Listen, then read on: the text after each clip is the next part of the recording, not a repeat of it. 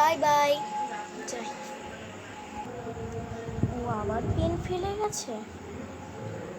হুম, ঠিক আছে ঠিক আছে, এই পেন ও আর জীবনেও পাবে না।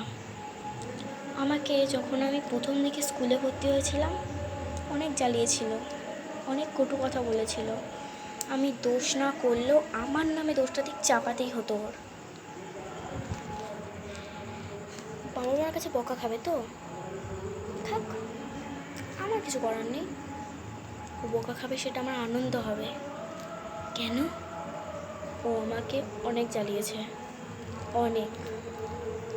এই জ্বালানোর সুদ তো আমাকে একে একে নিতে হবে না, আস্তে আস্তে পিষে মারতে হবে, একেবারে নিলে হবে না।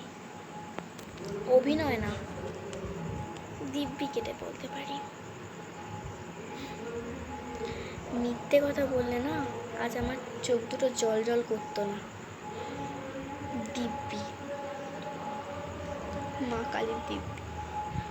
আমি যখন স্কুলে পড়তাম তখন আমাকে কত না কথা বলতো।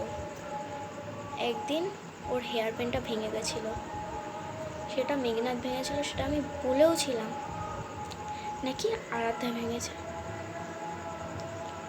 সত্যি স্কুল লাইফে কতই না ঝগড়া হয়, কিন্তু এই ঝগড়াগুলোকে মনে রাখা, ব্রেনে এফেক্ট করা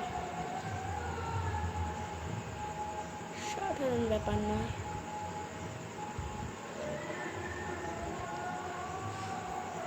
বাই বাই।